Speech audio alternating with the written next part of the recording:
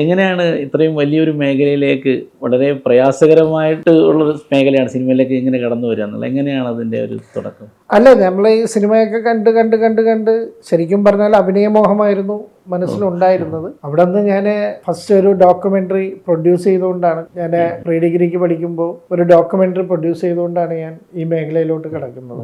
അതെൻ്റെ കുറച്ച് സുഹൃത്തുക്കൾ, ഷിജു അരൂർ, കുട്ടനാലപ്പുഴ തുടങ്ങിയ ഞങ്ങൾ കുറച്ച് സുഹൃത്തുക്കളെല്ലാം കൂടി ചേർന്നിട്ടാണ് അന്ന് ആ ഡോക്യുമെൻ്ററി ചെയ്യുന്നത്.